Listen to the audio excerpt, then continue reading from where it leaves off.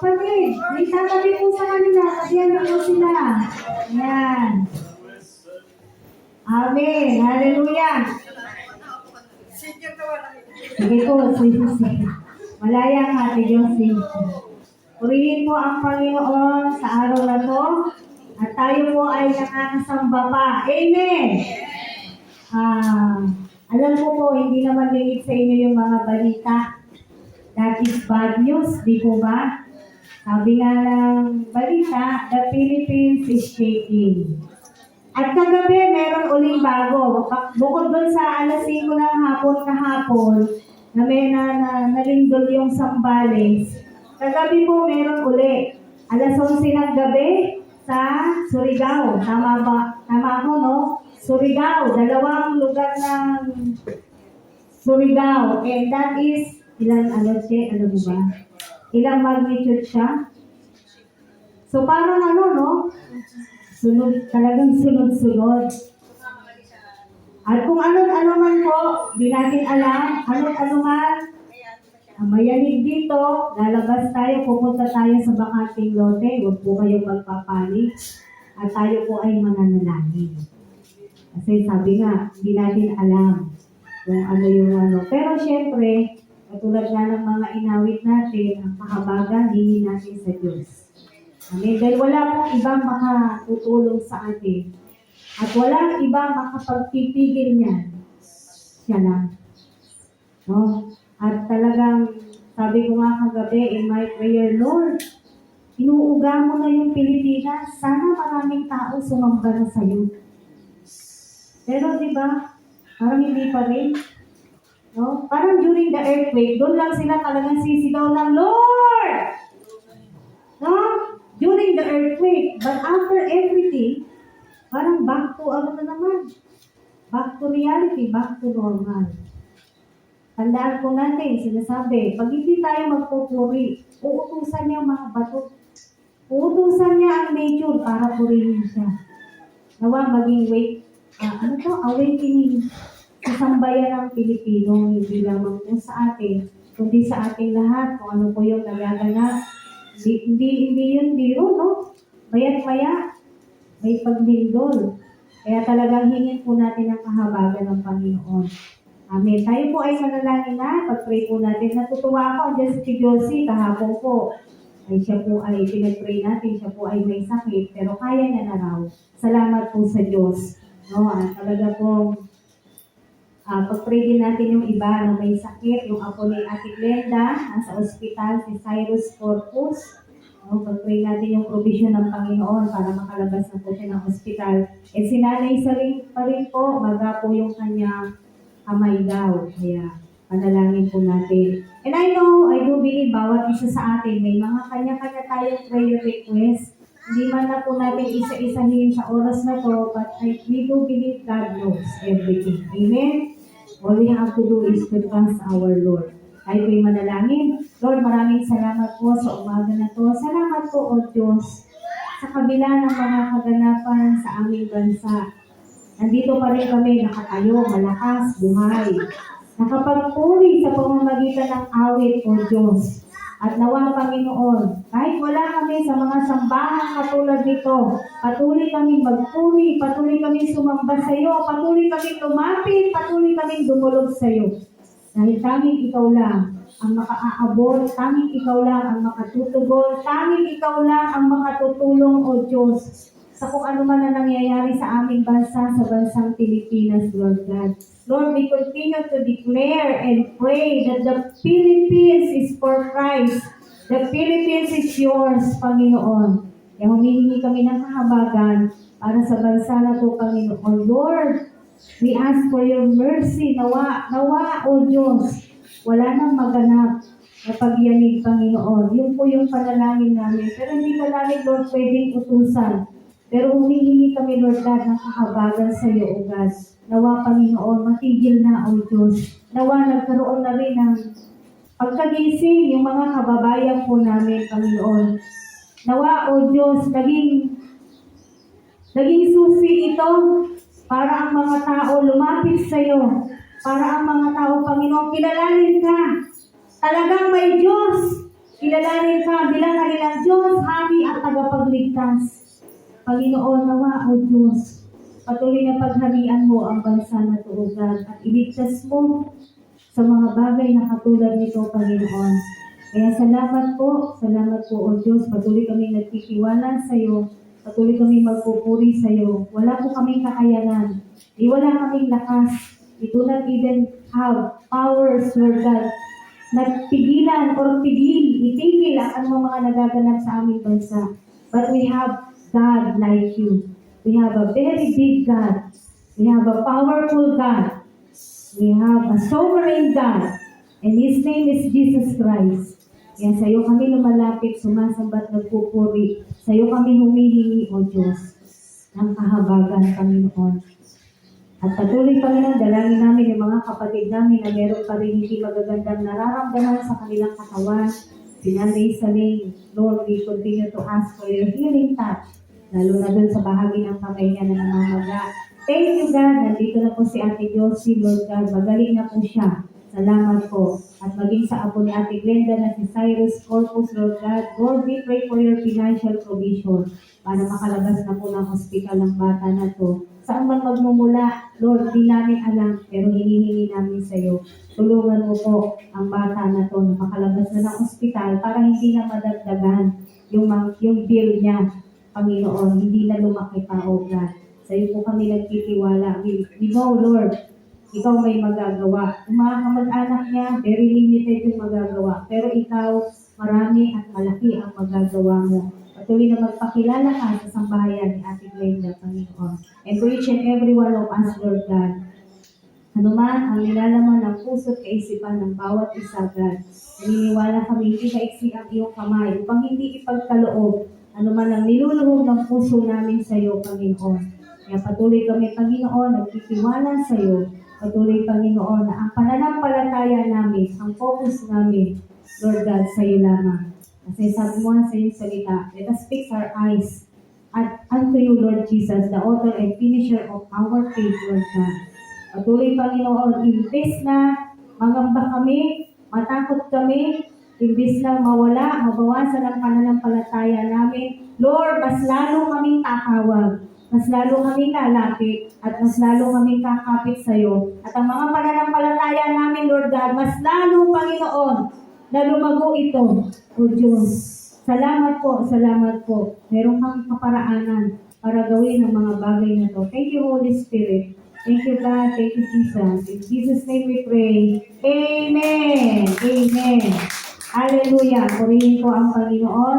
Sa umaga na to, ako po ay talagang natutuwa dahil ang mga tinuturo po natin ay merong mga sinasabi natin confirmation from God, no? Bago po yun, kailan ba tayo nasa DASMA? Friday. So, we attended the mission conference at ang nagturo po doon yung founder ng International Mission na si Pastor Michael. Pero bago yun yung umaga, napakaganda po ng pagtuturo. Kaya nga po, inopen yun bilang sa pastors and leaders and even to workers. Sabi ko, sana nandito sila para naririnig nila yung preaching na katulad nun. Pero ang gusto kong sabihin sa inyo, ang ikinatutuwa ko po ay ganun po yung tinuro ni Pastor Joe ay meron po siyang relevance. Actually, very common. Very common po yung katuruan. So, sinasabi ko nga, sinishare ko nga kay Joy, yung tinuro ni Pastor. Pero syempre po, may panahon na babahagi ko sa inyo po yung narinig namin doon. Ipagpapatuloy po natin yung ating kung ano yung nilalayo ng God sa atin dahil magkapatid na po yung pagtuturo. At ang pag-aaralan po natin ngayon ay pinamagatan po natin siyang, gawin natin siyang personalized, no? Personalized kasi mga sarili natin. I am Jesus' witness.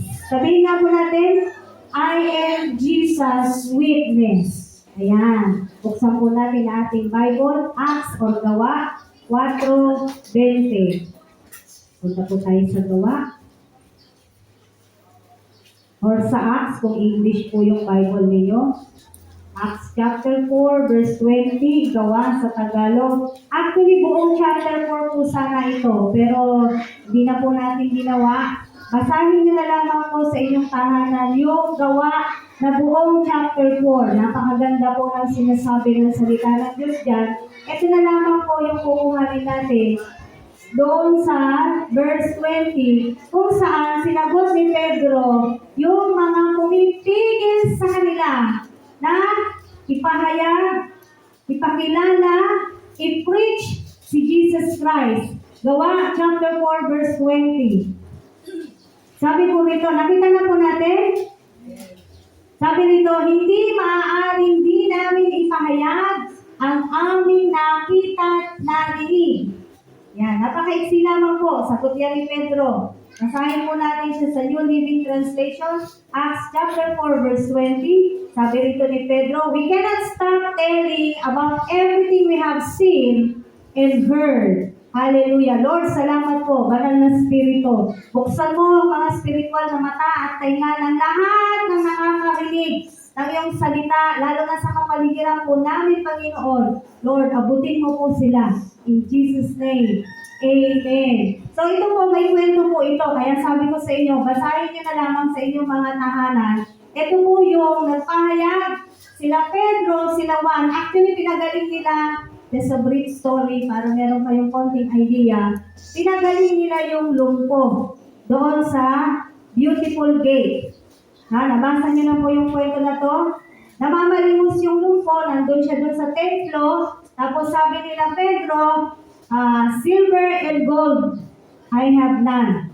Pero anong ginawa sa kanya? Pinag-pray siya. At ano nangyari doon sa lumpo? Nakatayo po yung lumpo. Sabi sa Biblia, itong lumpo na to, lalaking lumpo na to, pinanganak na siyang lumpo. Amen. Tapos maraming Saduseo, mga Eskriba, ito yung mga kontrabida po sa buhay nila, marami po, no? Kumbaga, hinuli sila. Just to make the story short, hinuli po sila Pedro at kinulong. Dahil, anong kasalanan nila? Dahil pinabalita nila ang salita ng Diyos. Pero bago sila mahuli, sabi ng Biblia, meron ng ilang libo? 5,000 na yung tumanggap kay Jesus Christ. Bago sila naikulong, 5,000 tao na yung tumanggap, nakarinig ng salita ng Diyos. And then, investigate, wala silang napatunayan na may kasalanan talaga itong dalawa na to. Kaya mahigpit nilang pinagsabihan, huwag na kayong uulit ha, parang ganyan. Huwag nyo na sasabihin niya, huwag nyo na papamalita, huwag nyo na ituturo si Jesus, huwag na! Pero ito yung sagot ni Pedro. Hindi maaari, hindi namin ipahayag ang aming nakita, narinig. Doon sa taas sinasabi, kayo na magsabi, ano ang mahalaga? Ang sumunod kami sa tao o sumunod kami sa Diyos? Mga kapatid, sa ating buhay, alin ang mahalaga? Ang sumunod tayo sa tao o ang sumunod tayo sa Diyos?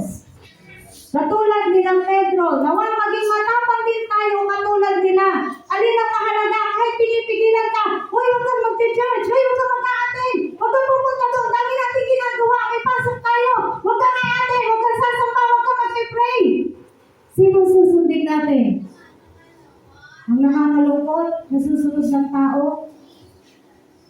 Yung tao. Tama mo ba?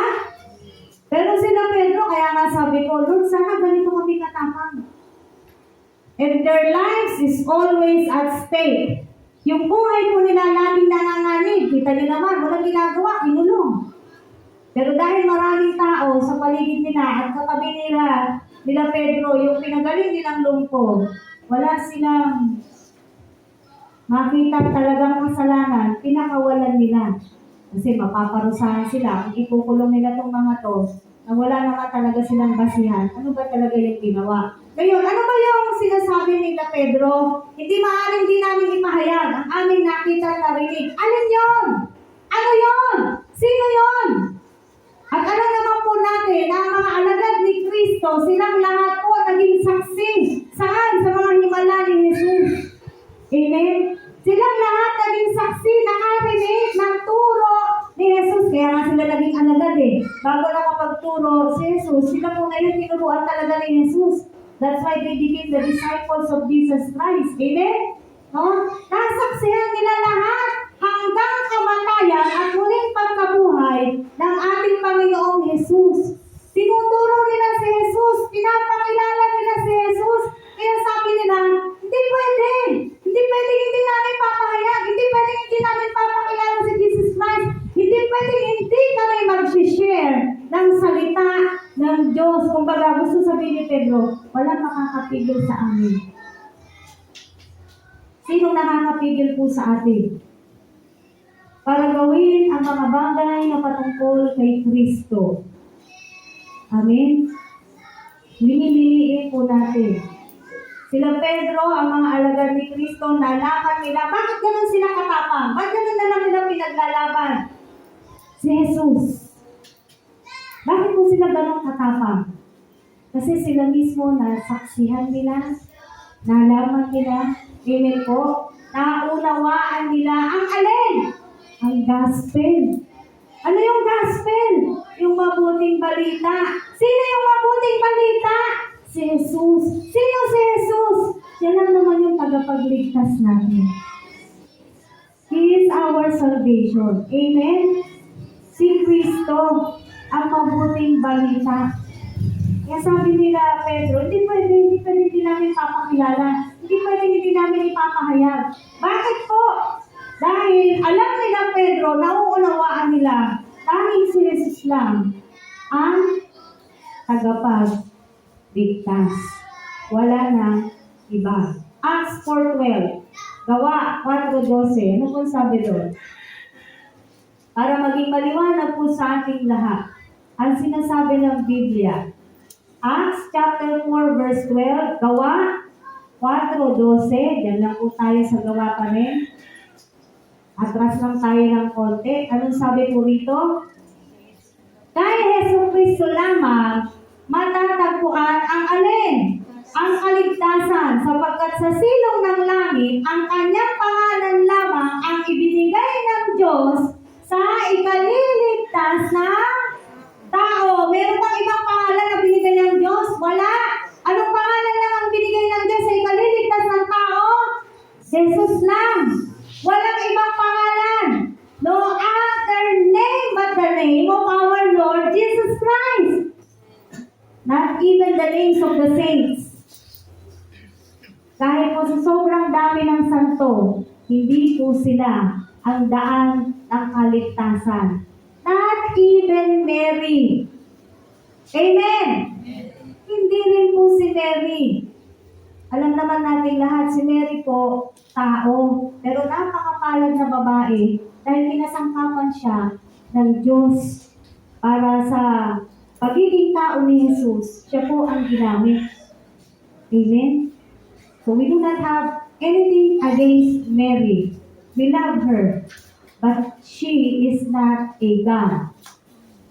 Gawin lang nating maliwanag po yan. Sabi rito, kay Hesus Kristo lang matatagpuan ang kaligtasan. Kasi walang ibinigay na pangalan sa silong ng langit para sa ikaliligtas ng tao kung hindi si Jesus lamang.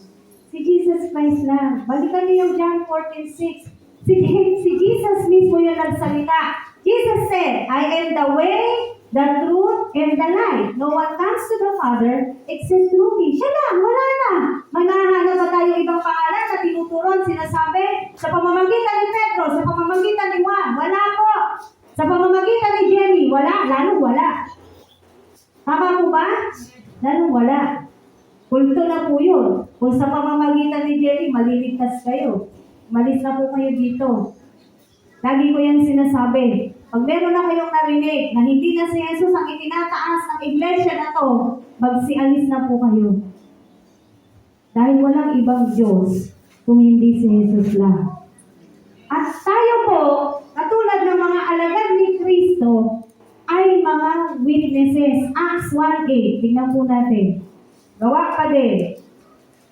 Acts chapter 1, verse 8. Gusto ko po siyang basahin sa inyo sa New Living Translation. And then, babasahin din po natin siya sa Tagalog. Acts chapter 1, verse 8. Nakita na po natin.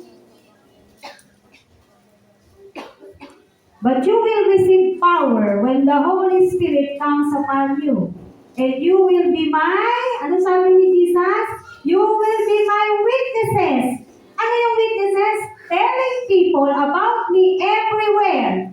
In Jerusalem, throughout Judea, in Samaria, and to the ends of the earth. Basahin natin sa Tagalog.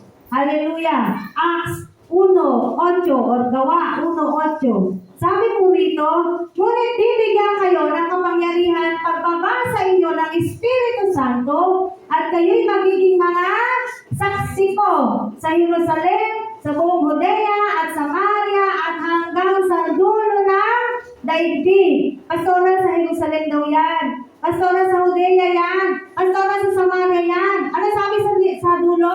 Hanggang sa dulo ng daigdig. Kasama ang Pilipinas sa daigdig? Amen. Sabi nga ng iba pong matatalino sa Biblia, sino yung Judea mo? Ating kapitbahay mo, ating asawa mo, sino yung Samaria mo, ating kaibigan mo, katrabaho mo. Tama mo ba? Kaya wala tayong excuse. Nasasabihin natin, sa Jerusalem naman niya, sinabi ni Jesus Christ. Hindi po. Kung ganun pala, ang maliligtas lang, di ito mga binanggit lamang na lugar. Pero napakatalino ni Jesus. Bakit? Dinugtong niya hanggang sa dulo ng daigdig. Ngayon, ano ba yung witness? What is witness? Siyempre, pamilyar po kayo dyan. Tama. Magsalitang witness. O ngayon, sa Senado, kanya-kanya silang witness. Alam niyo naman po yung nangyayari, yung issue ng korupsyon. Tama? No. Yung witness, sabi nga, he tells what he sees, what he hears, what he feels. Ang isang saksi po, sinasabi na, ano nakita niya, ano narinig niya, at ano yung naramdaman niya. Kaya sila Pedro, sila Juan, ang mga apostol ni Kristo, pero si Pedro yung nagsabi nito, hindi namin ipahayag ang aming nakita at narinig. Amen. You and I are witness. Hindi po witness lang ang pastor. Hindi po witness lang ang leader. Hindi po witness lang ang manggagawa. Lahat po ng mananampalataya ay saksi. May sinabi ba dito sa Acts 1:8 na, si ano lang saksi ha? Ito lang may nabasa po ba tayo? Wala, di po ba? Kung paano nababasa natin sa Monday ng Panginoong Yesus sa Mateo 28, ano sabi? Humayo kayo at gawin niyong alagad ko ang lahat ng bansa. Akalain mo bansa? Pilipinas pa lang, hindi pa nangyayari ito. Kaya lagi ko po itong sinasabi, kasi may mga nakakasama na po tayong mga missionaries, and they really go abroad. So, kuha ka na ng passport mo, para sunod, sama ka na namin. Kasi nakakapunta na po sila ng Korea daw, yan, sa US, kung saan-saan lugar. Sabi ko, kukuha mo naman ng passport, no? Pero hindi mo na ako lalabas ng Pilipinas just to be a missionary. Dito pa lang ang dami niya. At kailangan kong pumunta ng abroad. Sabi ko pala nga, hindi ko pa. Na-gets niyo po yung logic? At kailangan mo pa mag-meet. Unless doon ka tinawag ng Diyos.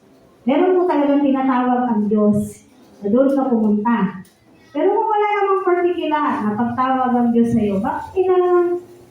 Baka mission trip. Kasi yung iba po, sa totoo lang, mission trip na lang yung ginagawa Para lang makapunta ng ibang bansa.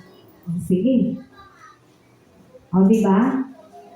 Katulad nga ng turo kahapon. Ang mga totoong lingkod ng Diyos, ang mga totoong misyonaryo, handa sila sa lahat ng bagay. Bakit? Yung babahagi ng salita ng Diyos, hindi mo alam ano yung kalagayan nila. Ano yung sitwasyon nila. Sila po, galing po sila ng Colillo Island. At tuwang-tuwa sila doon. Bakit? Buti pa daw yung mga tao doon, when they do evangelism, yung mga tao, nakikinig, tumanggap.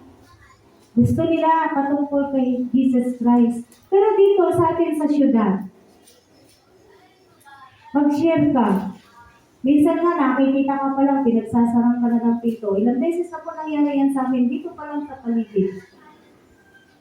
Hindi naman kami nahingi. Tama po. Buti sana kung makikimerienda kami. Di naman. No? Dito sa syudad, napakahirap. Napakahirap po maging witness. Napakahirap pagbahagi ng salita ng Diyos. Kaya salamat sa mga kapatid na katulad nila. Kasi at least sila, hindi tayo nakakarating, pero meron tayong mga kapatid na umaabot sa mga katulad nila na hindi naaabot. Amen po. Pero doon sa mga maaabot po natin, we should be a witness also. 1 John chapter 1, verses 1 to 3. Basahin po natin. Unang 1.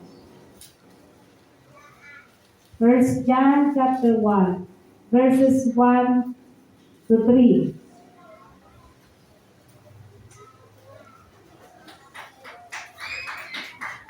Kita na po natin.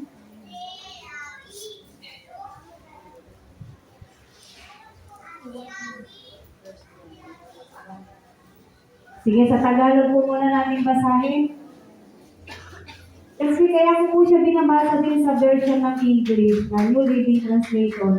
May mga salita po dito, exact word na yun po yung gusto nating sabihin, no? Sa Tagalog muna, sumusulat kami sa inyo tungkol sa Kanya. Nasa simula pa siya na. Ang salita na nagbibigay buhay. Narinig namin siya at nakita, napagmasdan at nahipo ng aming mga kamay. Nahayag ang buhay. Nakita namin siya at pinatutuhanan sa inyo. At ipinangangaral namin sa inyo ang buhay na walang hanggan na kasama ng Ama at nahahayag sa amin. Verse 3, ipinahahayag na namin sa inyo ang aming nakita at narinig upang makasama namin kayo sa pakikiisa sa Ama at sa Kanyang anak na si Yesu Cristo. Amen? Ano sabi dito? Nakita nila, nahipo nila, narinig nila. Kaya pinapahayag ngayon. Pinahayag ng mga alagad. Sabi sa New Living Translation, we proclaim to you the one who existed from the beginning. Bakit inuulit-ulit to? Hanggang ngayon, may mga taong hindi naniniwala na may Diyos. Kung walang Diyos, saan siya nagmula? Sa mga papilos mong sagot, sa nanay at tatay ko. Saan galing yung nanay at tatay mo? Sa nanay at tatay niya. Saan galing yung nanay at tatay niya? Diba? Hindi naman po matatapos yun eh. Trace mo yung mga ninuno mo, pero yung pinakanuno ng tao, saan galing? Sinong gumawa? Hindi po ba ang Diyos? Sino naniniwala may hangin? Naniniwala kayo may hangin? Nakita niyo na po yung hangin? Bakit kayo naniniwala? Hindi naman nakikita. Diba?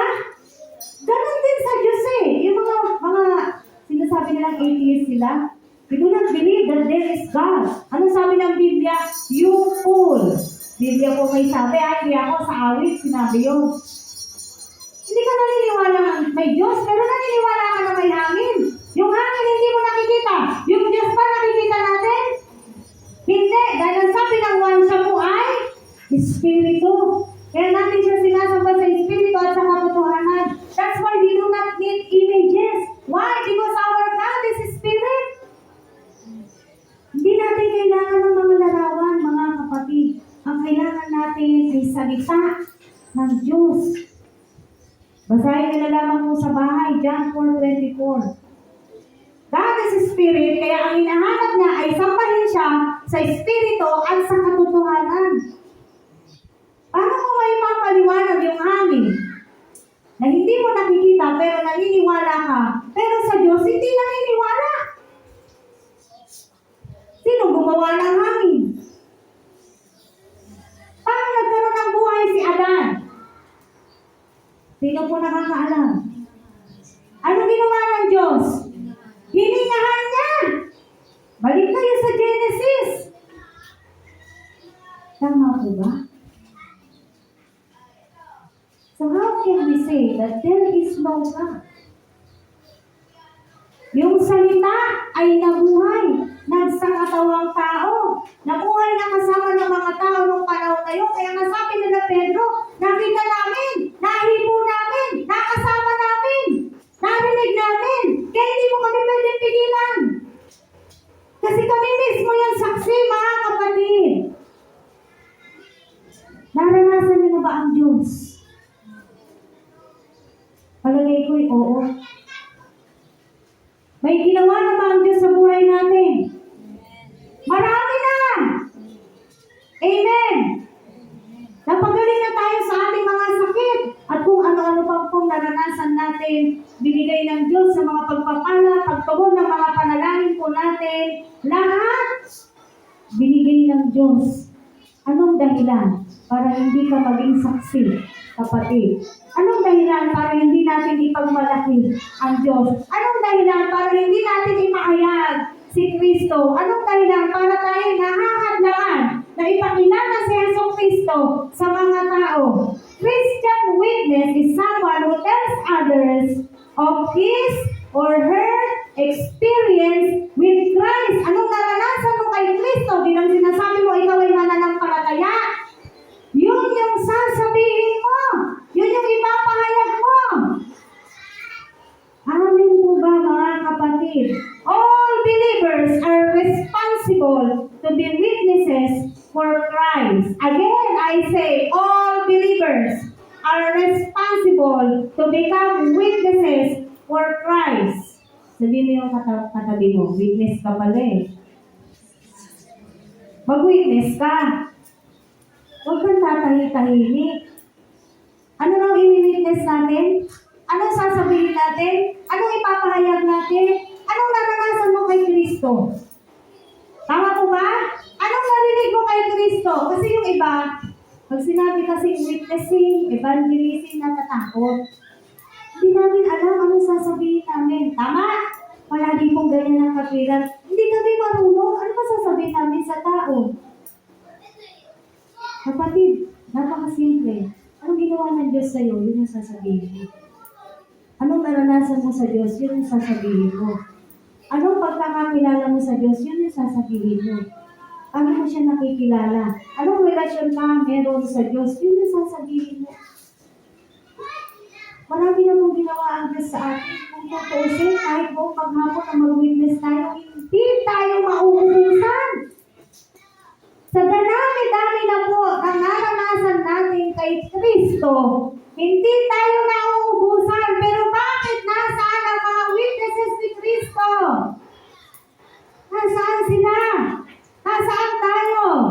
Reminder, hindi natin kailangan maging well-versed para maging witness ni Kristo. Ay, si Pastora na lang kasi siya, nag-aral siya. Walang ganon.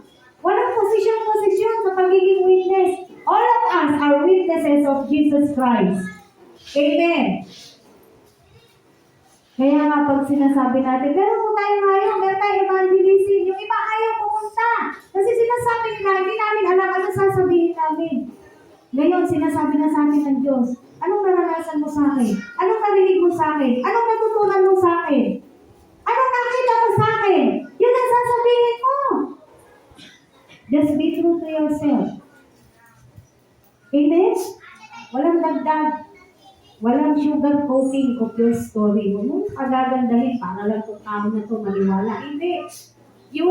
Purely your story na ginawa ng Diyos. Ano ginawa ng Diyos sa buhay mo?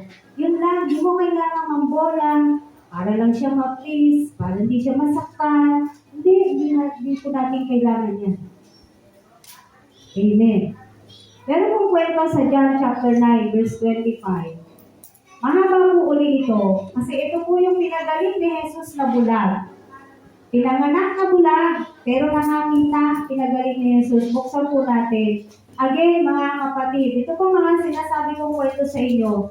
Nawa talagang binabasa niyo sa inyong mga tahanan para nakikita niyo po yung buong kwento. Kasi dito po, hindi natin magagawa lahat. Mahaba po itong John chapter 9. So, ang babasahin nyo, John chapter 9, Acts chapter 4. Amen?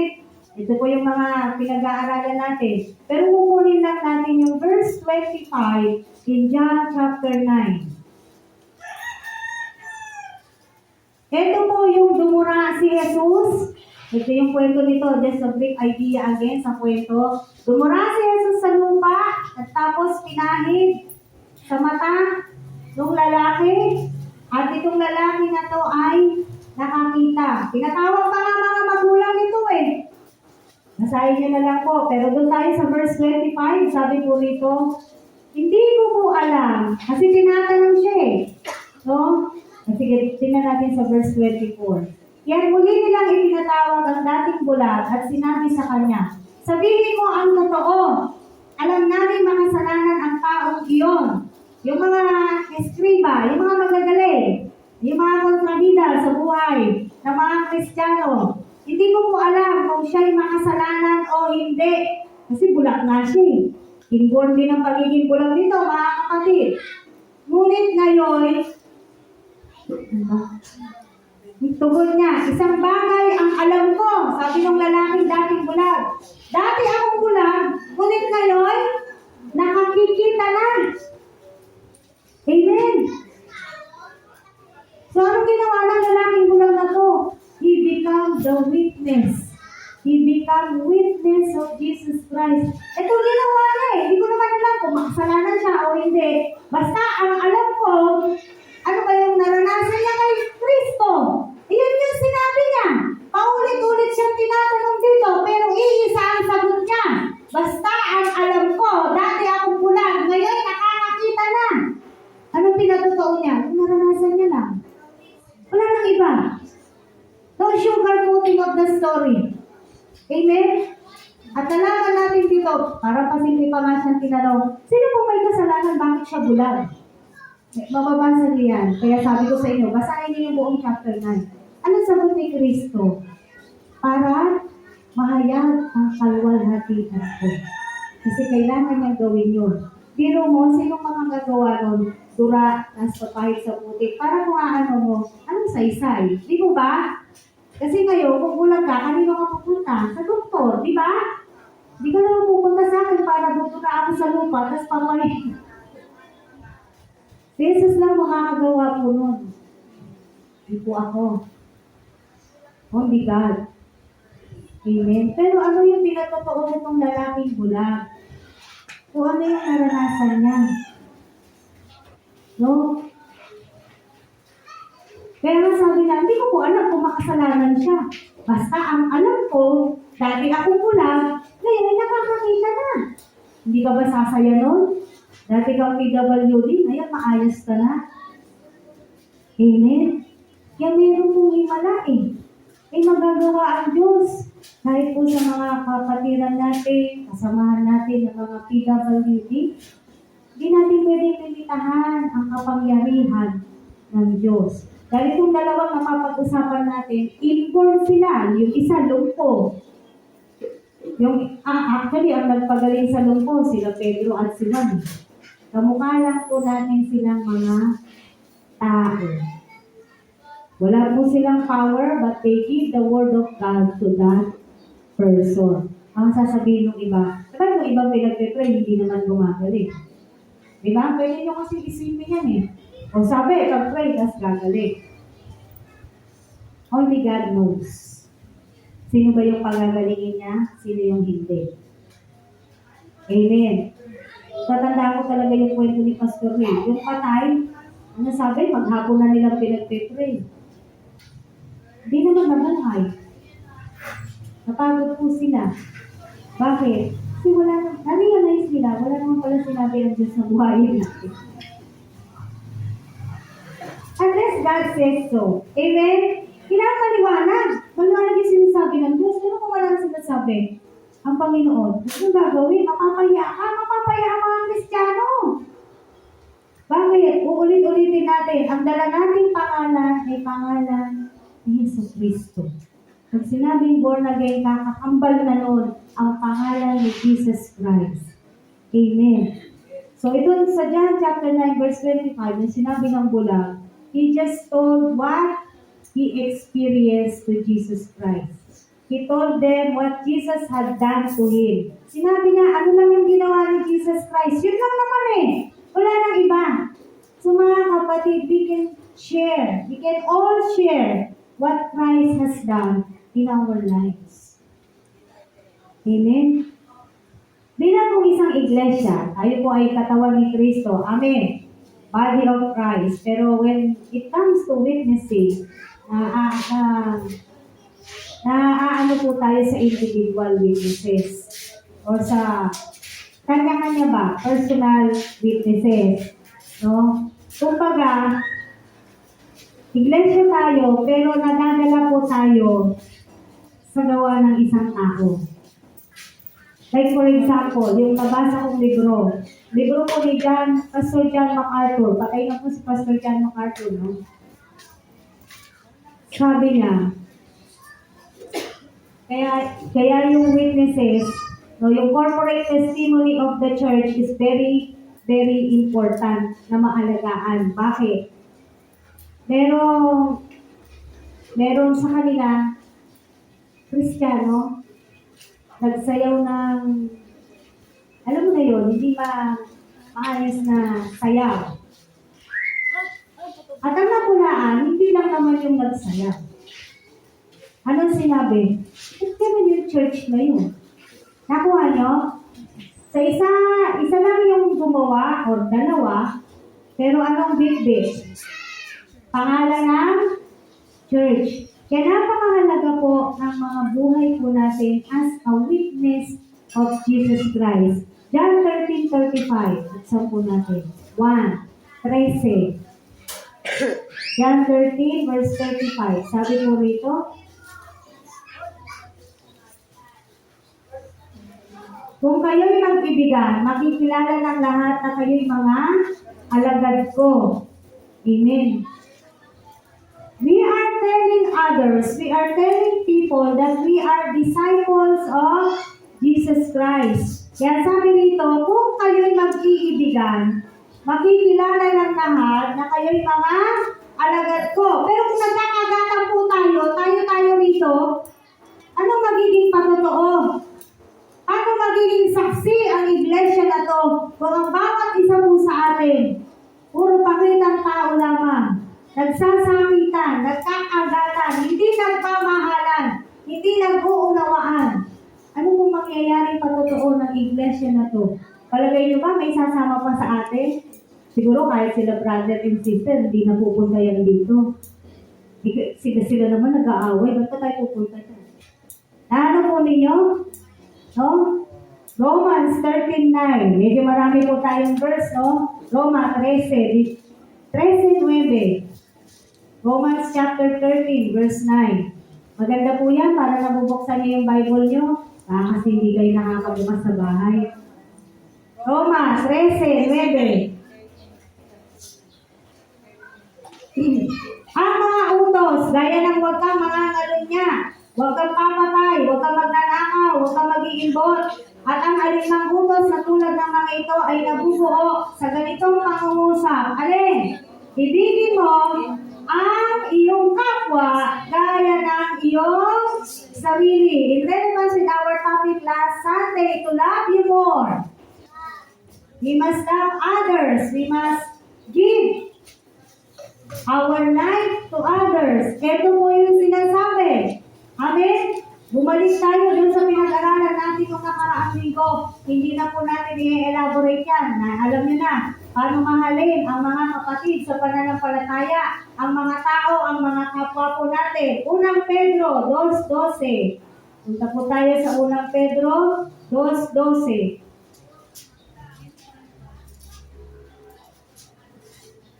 First Peter chapter 2 verse 12.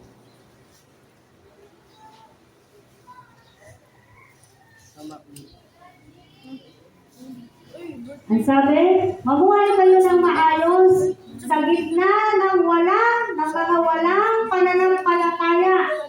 Kahit na pinararatangan nila kayo ngayon ng masama, magpupuri sila sa Diyos sa araw ng kanyang pagdating. Kapag nakita nila ang inyong mabuting lawa. Amen? So these are all reminders, mga kapatid, mga witnesses, mga saksi ni Kristo. These verses, marami pa po ito. There are a lot of verses na talaga nag-remind sa atin, nagpapaalala sa atin bilang mga lingkod ni Kristo kung paano mamuhay bilang saksi ni Kristo. Amen. Sabi nga po dyan, mamuhay kayo ng maayos.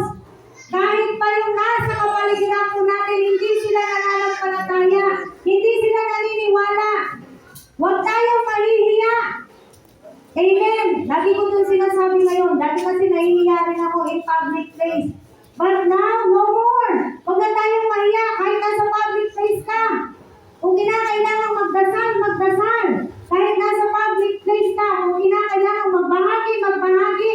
At yung buhay po natin ay isang napakahalagang saksi ni Kristo.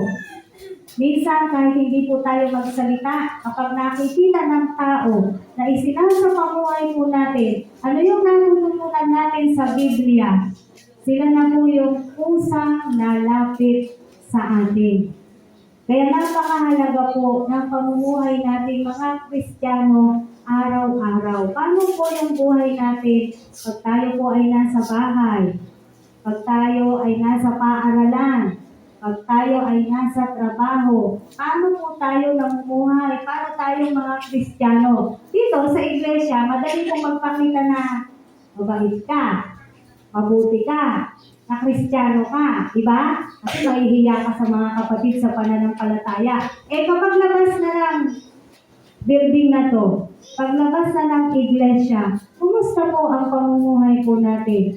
Dapat po nagiging magandang patotoo din yung buhay natin sa gitna ng mga hindi nananampalataya. Ito po ang sinasabi ng Biblia. Bakit? Tayo po mga Kristiyano, dapat may impact yung buhay natin sa komunidad.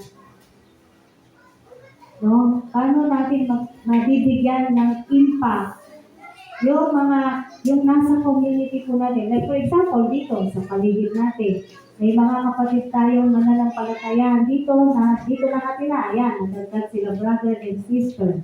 No? Paano kung nila kayo nakikilala sa lugar na to? Amen? Una, meron po tayong 7 pag-uusapan. Handa ba kayong magkakalauna? Huwag silang takot kayo, no? Actually, wala pong kainan talaga ngayon kasi naka-fasting po tayo. Hindi lang po nahihayag, pero prayer and fasting po tayo hanggang alas 3. And we do that once a month, every second Sunday of the month, yung ating pong pag-aalinin. Amen? Kaya, walang kainan. Joke lang, galit kayo sa akin. So, ano yung pwedeng maging impact po natin sa community? Number 1, 1 Thessalonians 4, 11-12. Unang Thessalonica 4, 11-12. Unang Thessalonica, Kabanata 4, 11 hanggang 12. Sabi po dito, pagsikapan ninyong mamuhay ng tahimik. Uy, tahimik daw! Ang inyong harapin ay ang sarili ninyong gawain. Magpagal kayo para sa inyong ikabubuhay, tulad na sinabi namin sa inyo. Verse 12, sa gayon, igagalang kayo ng mga hindi pa kumikilala sa ating Panginoon. Bukod dito, hindi ninyo iaasa sa iba ang inyong ikabubuhay. Yan. Yung napakahalaga po nito mga kapatid, yung integridad ng buhay po natin. Paano tayo nakikilala ng mga nasa paligid po natin? Ay, naku, ayan na si sister, uutang na naman yan. Ay, naku, ayan na si sister, hihingi na naman yan. Ay, naku, ayan na si sister, hihilang na naman ang kung ano-anong gamit yan. Wala naman po masama sa utang. Amen. Pero sabi nga, kung inasa mo na yung buhay mo sa ganong bagay, talaga pong pagtataguan tayo ng mga tao. Amen. Kaya nga sabi, mamuhay tayo ayon sa ating pananampalataya. Nabanggit po ang utang. Kung tayo po'y nangungutang, magbabayad po tayo bilang magandang patutuo na din sa mga tao.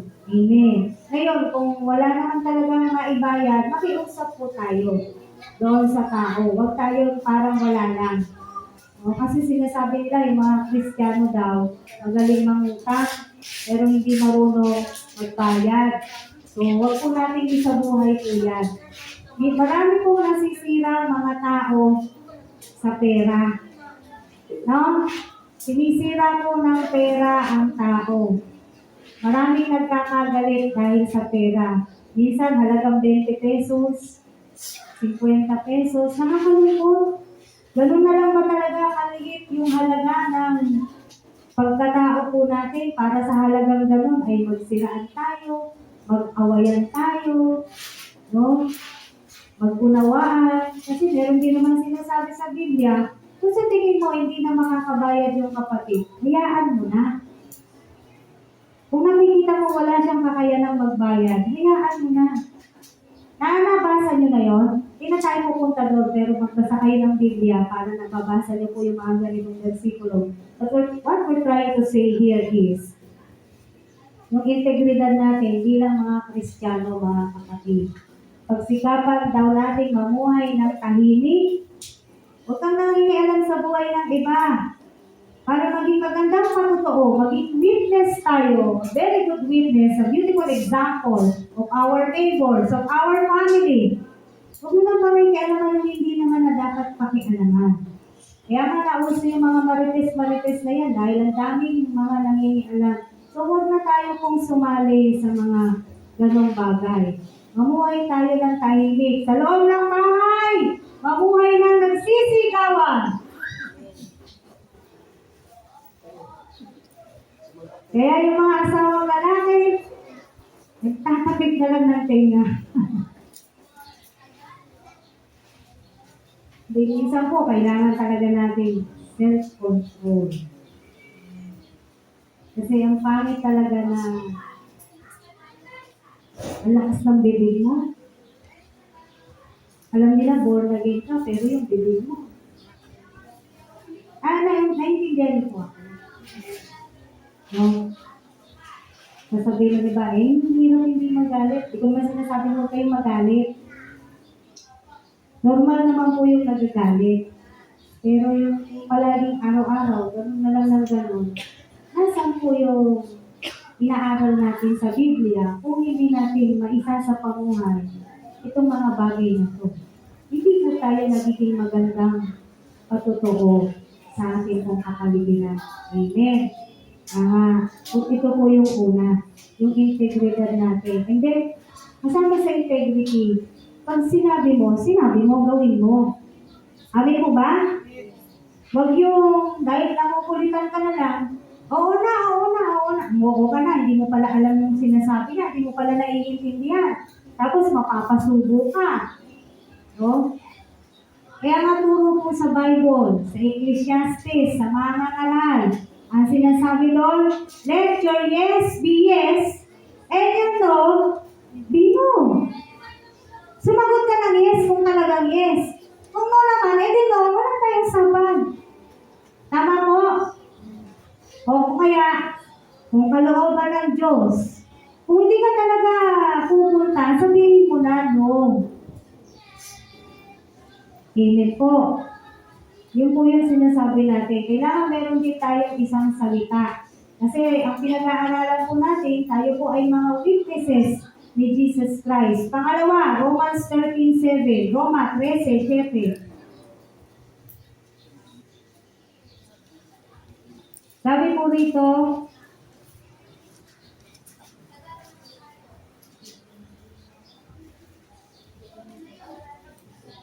ibigay ninyo sa bawat isa ang nararapat sa kanya.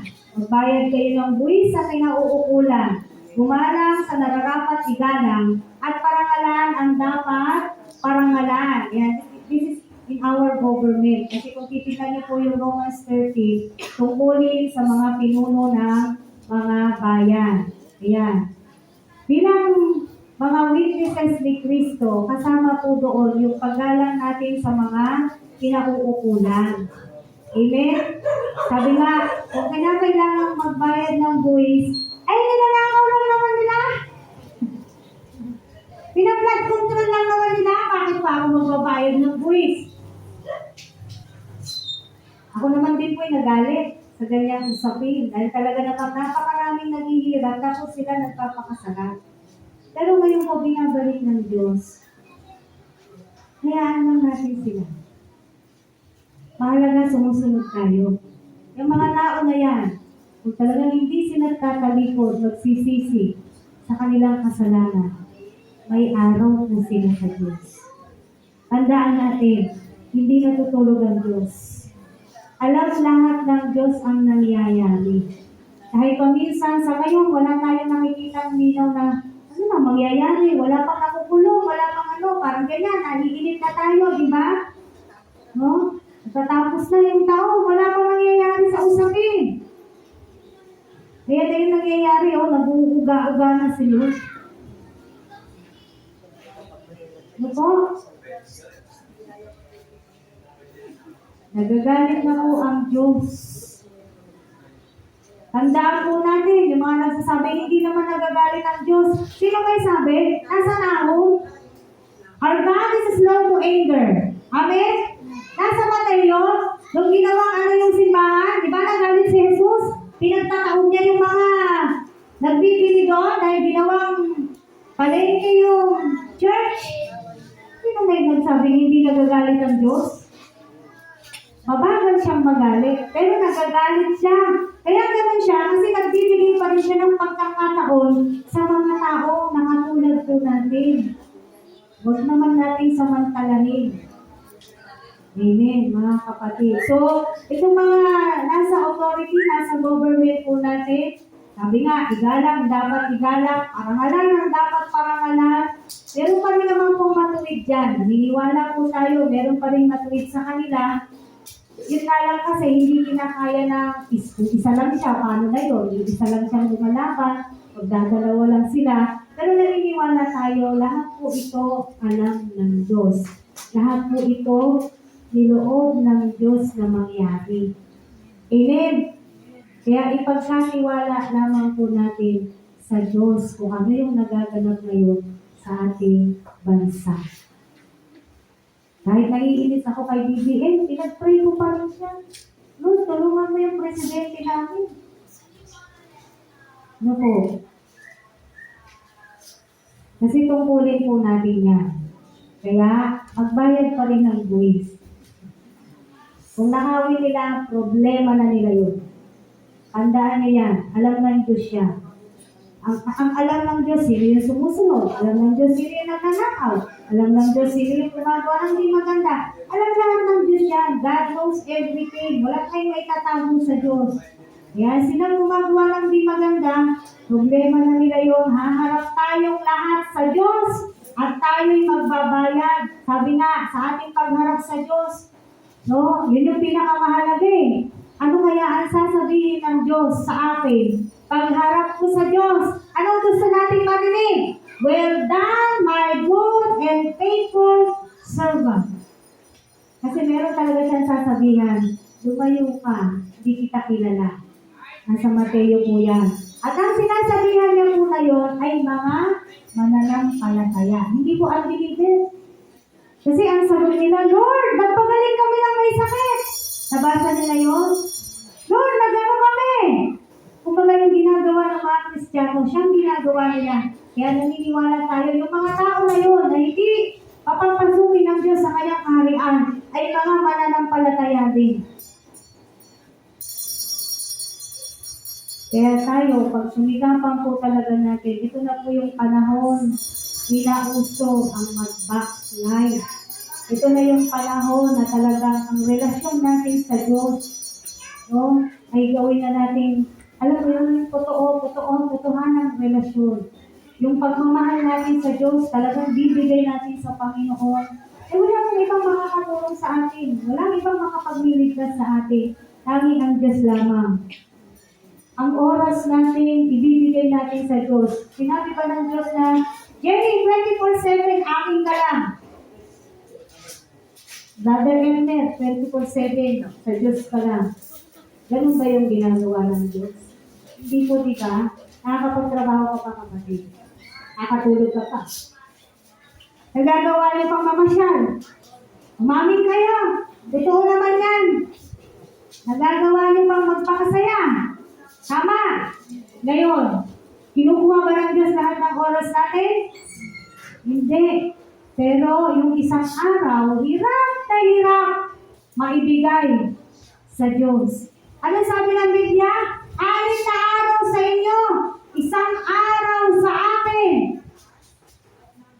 Pero kita natin, marami pa rin kadahilanan para ang tao hindi pumunta sa iglesia. Bawal malit sa school, sa church pwede.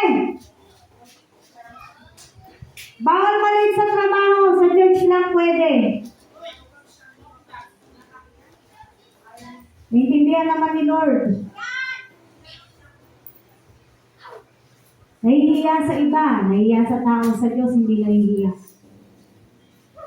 Amen. Ano meron sa school o sa trabaho? Bakit ayaw niyong mali?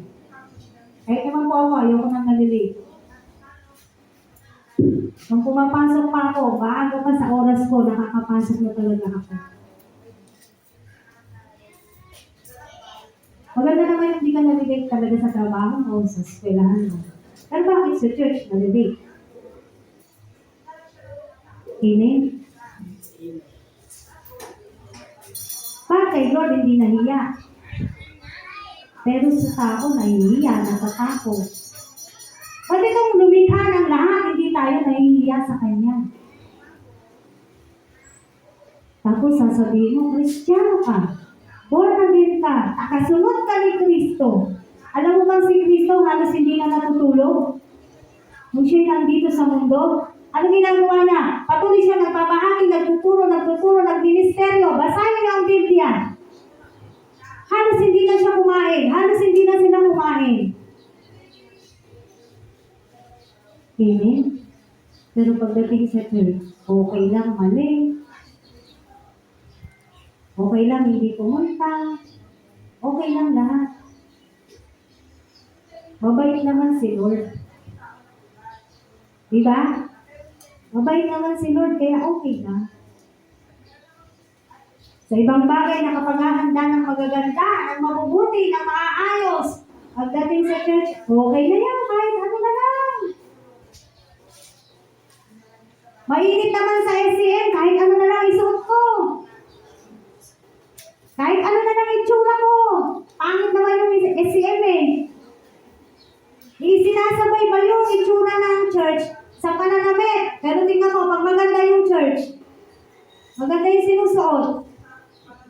Halimbawa, maimbitahan kayo sa malalaking church, I doubt, hindi kayo magsusuot ng kahit ano lang. Bakit? Nasa pananamit ba yung pagsamba? Lagi nating katwiran, God looks at the heart. Yes, that's true. God looks at the heart. But how do you prepare for your God? Ano tayo naghahanda para sa Diyos po natin? Taken for granted. Kahit ano na lang.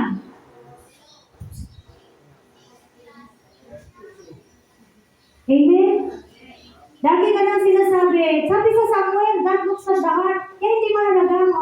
Kung talagang ikaw ay sa Diyos at naghahanda ka para sa Diyos, gusto mo makaliig ang Diyos, Sabado pa lang ng gabi, wala pang Sabado, bago magligo, handa-handa ka na. Lord, ikaw ang kakaharapin ko. Biro mo yung haharapin natin, Diyos ng mga Diyos, hari ng mga hari. Hindi lang siya basta presidente ng Pilipinas. Hari ng mga hari. Okay lang, kahit anong itsura ko. Kaya ako humahanga ako sa mga ano eh. Mga lumalakad dyan, Jehovah's Witness, nakikita niyo sila. Look how they dress. Kahit napakainit, kahit umuulan, nakasapatos siyang mga yan. Nagre-reklamo ba sila? Eh tayo dito, napaka-reklamo natin, mainit naman doon. Okay na yan? Suit natin. Ano ba naman yung magtiis ka para sa Diyos mo? Hindi ko sinasabing magmagandang ano kayo, pero ang sinasabi ko, kung talagang tayo po, pinaghahandaan pahahandaan natin ang pagsamba sa Panginoon. Susunod yung physical appearance natin. Nagigets niyo ko? Susunod yun. Makaharap ko, haharapin ko, ay Diyos. Haharap ako sa Diyos, pagpinuloy ako sa Diyos, hihingi ako sa Diyos ko. Hihingi ka nga lang kay Mayor, di ba? Kahit pa paano, nag-aayos tayo. Magsisipilyo ka kasi ay baka yung hininga mo, hindi maganda yung amoy. Yung mga ganun ba, nakukuha na yung logic, yung mga simpleng bagay na yun, inaalala natin bakit haharap tayo sa importanteng tao. Ngayon, haharapin mo ang Diyos. Hindi ba siya importante sa'yo? Para take it for granted, okay na kung ano itsura ko, okay na kung ano ayos ko. Sa iba po, sasabihin ko na yung totoo, sa iba, sa iglesia, pag babae ka, nakadress na. Nakita niyo na sila? No? Nakadress, nakapalda, at talagang kaaya-aya. Pag lalaki, siyempre naman, polo shirt, nakaslacks. Mga kapatid, it's about time. Change your mindset. Kahit pangit to, kahit mainit ito, di ba kayo sumasamba dyan sa pangit na yan eh? Kanino kayo sumasamba? Sa Diyos. Ano ba naman yung simpleng magbistita ka, magayos ka, para sa Diyos mo? Tama po? Ano ba naman yung kunting ayos para sa Diyos mo? Sa Diyos mo na tagapagligtas mo. Sa Diyos mo na naman nilikha mo. Kung talagang tayo mo ay merong reverend, not personal, reverend, yung talagang mataas na paggalang sa ating Diyos, the physical appearance will follow. Kailangan niyo pong marinig to kasi napapansin ko, minsan parang pupunta na lamang po tayo sa palengke. Yan po yung totoo. At nalulungkot ako. Ganito na lang nila paghandaan ng pagsamba. Parang nasa palengke na lang. Alam mo yun, yung bibili ka lang gulay, Kaya saan ka pupunta? Sa church. Amen? I really hope and pray, mga kapatid, change our mindset. Our God is the highest God. Kung talagang ginagalang natin siya, susunod yung physical appearance natin. Yung kahandaan ng physical appearance po natin, sumusunod yan. Thank you, kapatid. Tingnan niyo sila. Kapatid natin, nakapolo. Kaya, nasa si Kay? Yan. Dati rin, sabi ko, mainit, kaya mo lang naka-t-shirt. Hindi! Ginusto niya na rin mag-polo. Nasita siya ni Tatay Inyo.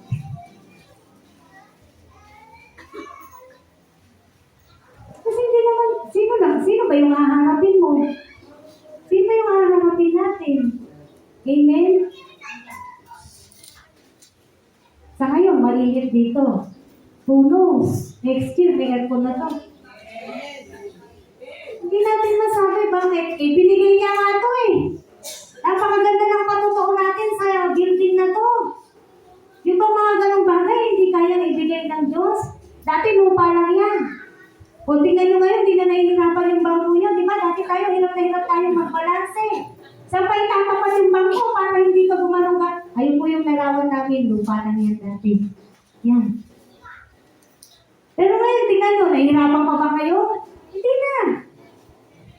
Kasi alam ng Diyos yan eh. Unti-unti binibigay po ng God yung pangangailangan po natin. Napakabuti ng Diyos. Sa kanyang kabutihan, nararapat lamang na siya talaga'y papurihan, bigyan ng banal na paggalang. Amen. Sa lahat na ginagawa ng Diyos sa iyo, sa iglesia na to, napakabuti, napakagaling po ng Diyos. Amen. No? Biro mo, times ibibigay sa atin. Yan yung times na yan sa likod. Binigay lang po yan. Meron marami pa po tayo sa likod. Di pa lang napapalagay dahil Siyempre, naghihintay po tayo ng kung kailan po niloloob ng Diyos, nagpapagawa po tayo. Alam niyo yan. Nakikita niyo yan. Amen. Kumbaga, ang dami pong magagandang ginagawa ng Diyos sa atin. Yan. Kaya gusto kong makita natin ito. Gaano kabuti ang Diyos sa SCM? Gaano kabuti ang Diyos sa iyo at sa akin, mga kapatid, para hindi natin maibigay yung nararapat na pagsamba sa ating Panginoon. Amen? Pangapat, pangatlo pa lang. Unang Korinto, 1 Corinthians, chapter 10, verses 31 to 37.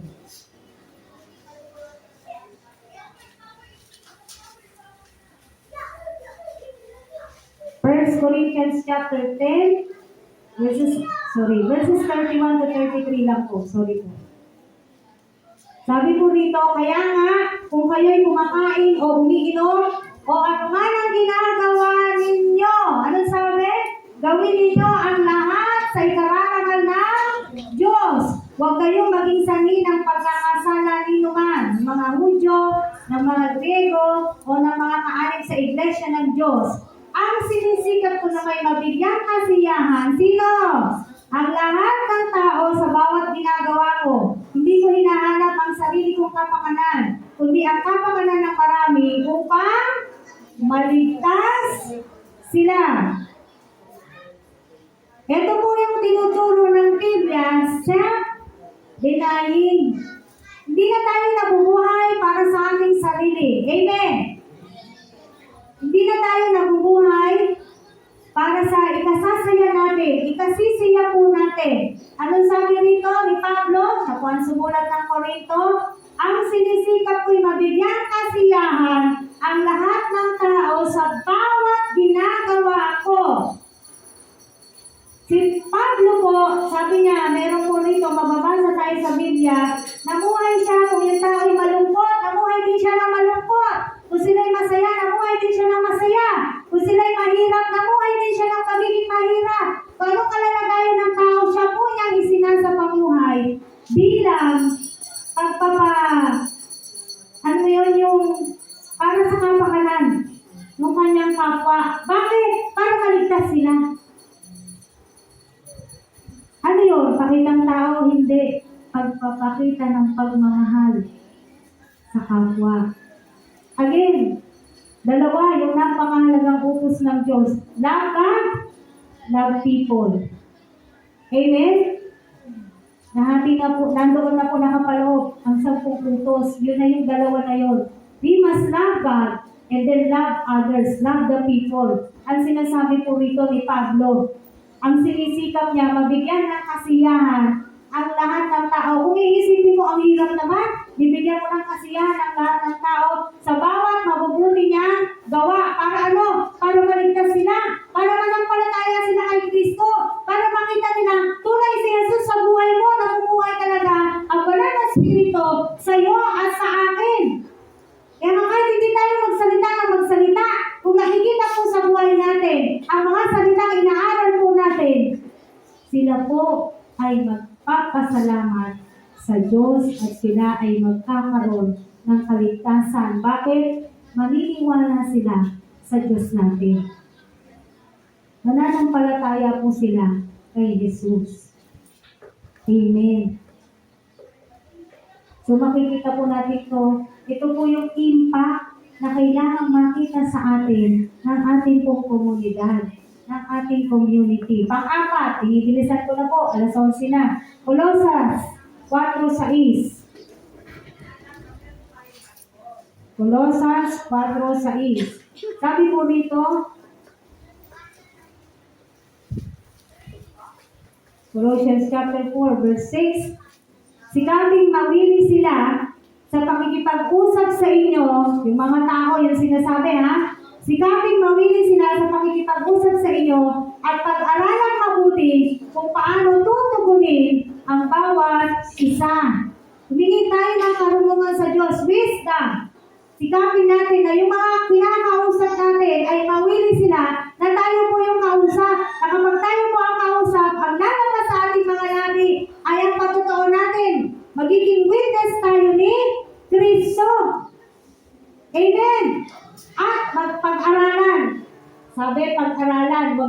Wala. Pag-aralan mabuti kung paano tutugunin ang bawat isa. Kung may katanungan siya, kaya nga nagte-training po tayo. Amen. Nagte-training pa ba kayo? Sa mga hindi nagte-training, nawa mag-training kayo ulit.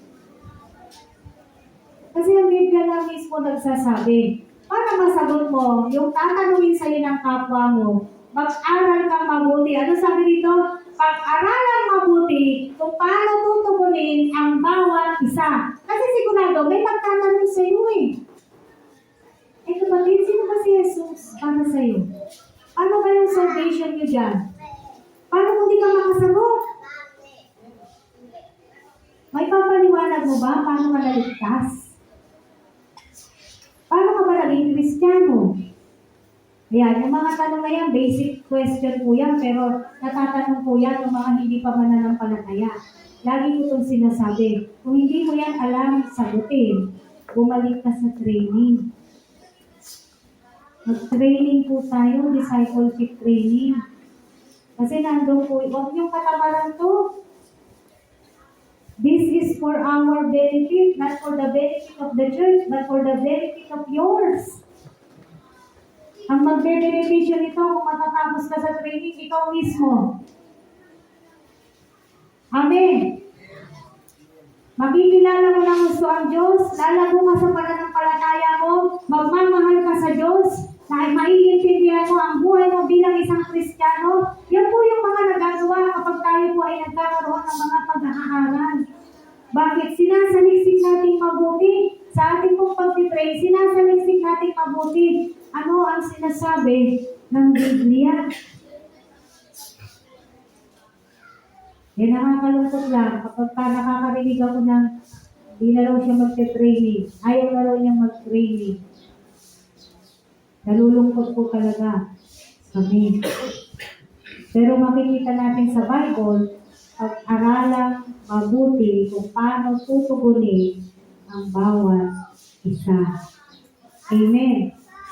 Aside from asking wisdom from the Lord, iba po yung tayo po ay nag-aaral. Ang lima, Galatians 6:9, Galatia 6:9, sabi po rito, kaya huwag tayong magsawa sa paggawa ng mabuti. Pagdating ng takdang panahon, ano mangyayari sa atin? Tayo'y mag-aani kung hindi tayo magsasawa, mga kapatid. Huwag magsawa, huwag mapagod na gumawa ng mabuti. Huwag tayo magsawa na i-Bible study sila. Huwag tayo magsawa na turuan sila, na i-train sila. Huwag tayo magsawa na magbahagi ng salita ng Diyos. Sa gayon, sa takdang panahon, tayo po ay mag-aani. Sabi, di ba? Tayo mag-aani kung may karugtong po yun, huwag niyong puputulin. Huwag niyong pinupunta ng salita ng Diyos. Kailan tayo aani? Kung hindi tayo magsasawa. Pero kung tumigil ka dahil napagod ka, nagsawa ka, walang ani. Pag iniwan mo, yung tinaling mo, mala nga dyan, ang tagal eh. May aanihin ka ba no? May aasahan ka ba? Wala. Sa mga literal po na magsasaka, sa mga nakakaalam, ilang buwan po, pag tinanim mo yung palay, ilang buwan, bago yan anihin? 3. Mabilis, matagal. Matagal. Pag inani yun, makakain na ba natin agad? Hindi pa, kasi ano pa lang yun? Ipa. Tama ako? Ipa, no? Yung may matigas pa siya. Palay. Palay pa lang. Sorry. Palay pa lang. Makakain na ba natin ng palay? Hindi pa. So yung 3 buwan, madalagdagan pa. Ipoproseso pa yun. Bibilad pa. No? Isang araw lang mabibilad yun? Hindi. Kailangan tuyo-tuyo. Kunwari, farmer lang. Pero hindi nakakakita naman po ako eh. Pero di ba, Marvin, di ba? Kailangan tuyo-tuyo yung palay. Bago, idadaan doon sa makina. Tama ako? Ha? Gigilikin? Pispisan. Rice. Di ba? So yung 3 buwan, nadagdagan pa. Kasi di pa tapos. Pag naging bigas na, Dadalhin pa sa ano? Merkado. Nasahin mo pa. O ilang buwan. Matagal bago mo nakain. Hindi, ibig sabihin yung proseso, hindi siya ganun basta-basta. Tama po. Kaya kung dito, sabihin natin, sino mo yung SCL? 12 years na. Ganyan pa din. Minsan po, totoo, aaminin ko sa inyo na nakakalungkot, nakakapagdupay-pay, nakakapamina. Tao lang po ako eh. Amen? Nakakapangina talaga kapag ano ba yan? 12 years na tayo. Yung upuan natin na puti, 39 lang yan. Di ba yan napupuno? At ang nakakalungkot pa, ginagamit pa ng children. Sa 39, hindi lang tayo yung gumagamit. Kasama pa yung children. Tingnan niyo yung mga upuan nyo pag nakaupo. Pwede ba pangalanan nyo yan? Tama po? Pangalanan nyo nga yan. Para may umupo na dyan. Lagi kong sinasabi, okay lang, mag-problema tayo ng upuan, basta may uupo. Magandang problema yung, wala na tayong upuan, Pastora. Kasi dami-dami na nila. Amen? Amen. Alam niyo po, sa Lunes, bukas na pala yung Lunes. Bukas po, babalik kami ng Dasma. Saka ko na lang ibabalita sa inyo ano yung nagiging kaganapan. Pero napakaganda po ng ino-offer nila. Napakaganda. Para magkaroon, magamit ang iglesia natin, magamit po tayo para makapagpahayag pa ng salita ng Diyos doon sa proyektong ino-offer po nila. Kaya bukas po, isama nyo kami sa panalangin, mabalik po kami doon. At ang talaga po makikipag-usap sa amin, yung founder mismo ng International Mission na si Pastor Michael. Napakadaldal niya, hindi kami makaalis mo. Pinakain niya po kami doon sa inopen nilang restaurant sa tapat ng PCU sa Dasmariñas. Opo, sa Dasmariñas. Tapat mismo ng PCU. Doon po yung binuksan nila. Korean food. Kasi yung mga Pilipino ngayon, gusto mga Korean. Mga Korean gusto Pilipino. Lipat na lang kayo. Diba? Nakakatuwa po, no? Pero yan sinasabi po dito sa Colossians chapter 4, verse 6. Anong sinasabi ulit ng Colossians 4:6? Huwag tayong magsasawa na gumawa ng mabuti sa ating mga kapwa. Huwag tayong magsasawa sa pag-Bible study, sa pag-discipleship training, sa pag-evangelism, sa sasabihin ng iba, dami-dami naman na, may children na, may tas pa, may ganyan pa. Kung nadadamihan ka, huwag ka sumama. Ang kailangan ko po, kailangan ng iglesia na to, nasa puso niya yung paggawa. Lagi ko itong sinasabi, gusto ko, kapag naglilingkod kayo, masaya kayo. Kasi ginagawa niya sa Lord, hindi sa akin. Pero kung yan ay burden na sa'yo, wait. As simple as that. Kung nagiging burden sa'yo yung ministry mo, malis ka na. Burden pala eh. Nagkakasala ka lang eh. Naiintindihan niyo po? Bawa, wala nang marinig sa'yo, puro ka reklamo. Tagal-tagal ni Pastora, alas 11 na. Hindi na naman tumatapos. Talaga, usapan natin, alam mo na eh. No? Tapos Wednesday, may online pa. Tapos Friday, nagtatawag pa ng prayer. Makasalita naman, kala mo, umaatin. Hindi mo naatin. Minsan yung maraming reklamo, wala naman sila doon. Bakit hindi? Yun nga yung gawain natin. Ano tawag sa atin? Kristiyano, tagasunod ni Kristo. Anong ginagawa ni Kristo? Hindi ba mag-ministeryo? Ba't tayo nagreklamo? Tama mo ba? Nakukuha natin? Ba't kailangan questionin? May ganito pa, may ganito pa, may ganito pa, may ganito pa. Nakakapamasyal ka pa nga eh. Nagagawa pa rin naman natin yung gusto natin. Amen. Kapatid, hindi pinagsasawaan ang Diyos. Hindi pinagsasawaan ang paglilingkod sa Diyos.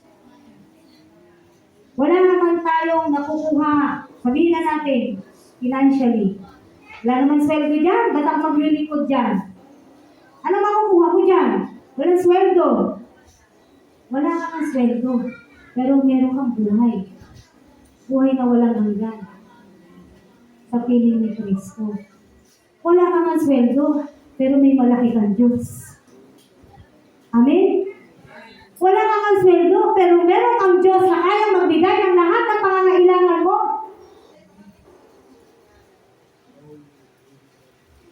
You see, hindi po pinagsasawaan ang gawain. Sa Acts po, kung babasahin po natin yung Acts, ano sila nagpe-fellowship doon? Kada kailan? Ano sinabi sa Acts? Araw-araw. At yung fellowship po nila, namamali na tayo ngayon din ng usaping fellowship eh. Tayo kasi pag sinabi natin fellowship, magkakasiyahan tayo, tama? Basahin niyo uli yung Acts. Yung fellowship po nila, ano ginagawa nila? Nag-aaral ang salita ng Diyos, no? Nagko-communion, nananalangin, yun po yung tunay na fellowship.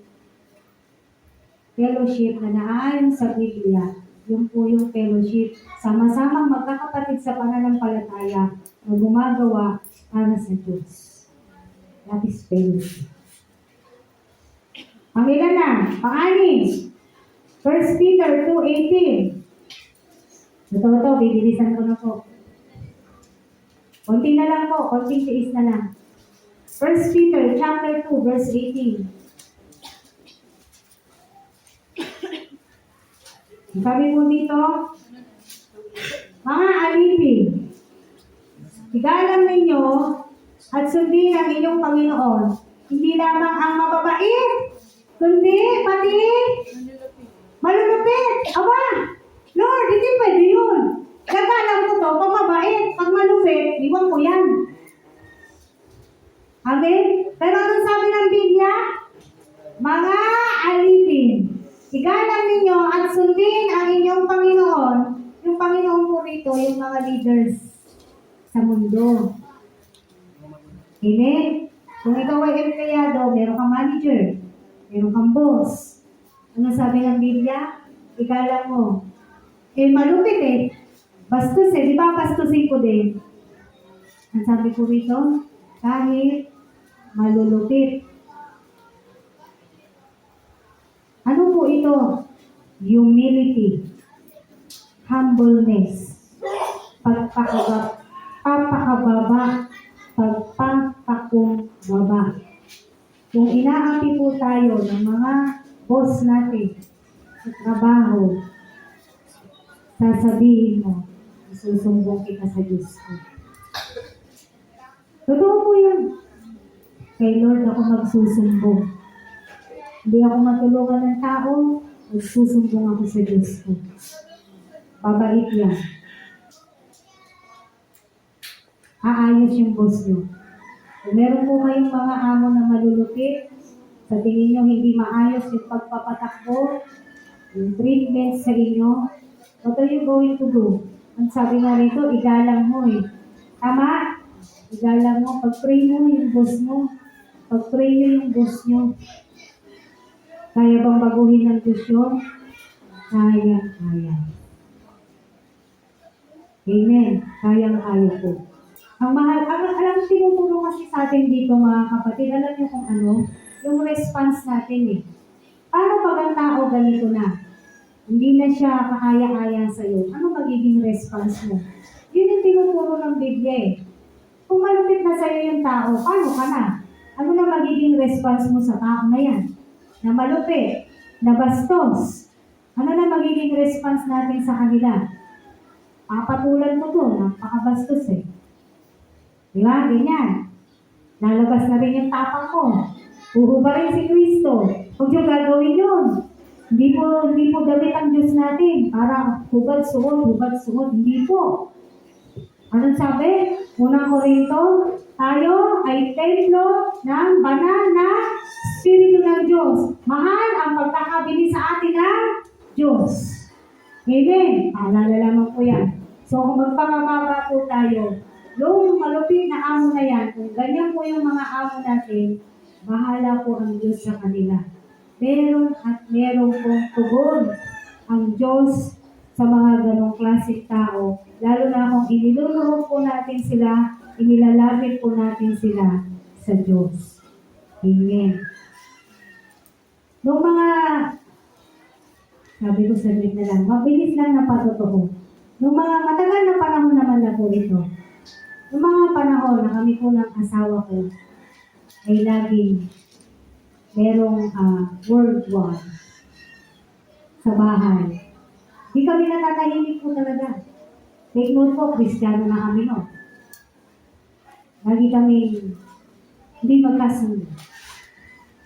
Tapos, sa asawa ko, nakatanggap na po ako ng kung ano-anong katawagan. At kada ginagano niya po ako, napapansin ko, nagkakasakit siya. Hindi ko po yung kinatutuwa kasi apektado rin ako eh. Sino bang nag-alaga sa kanya nung may sakit siya, di ba? Hindi ko po yung kinatutuwa, pero gusto ko lang sabihin. No? Hindi ko rin naman po pinanalangin. Pero napapansin ko po yun. Kada nagkakaroon kami ng argumento, ang tinatawag niya po ako ng kung ano-ano. Mamaya bulong ko sa inyo, gusto nyo malaman. Mamaya na lang. Hindi maganda sa microphone. Mga ilang araw lang, meron na siyang nararamdaman.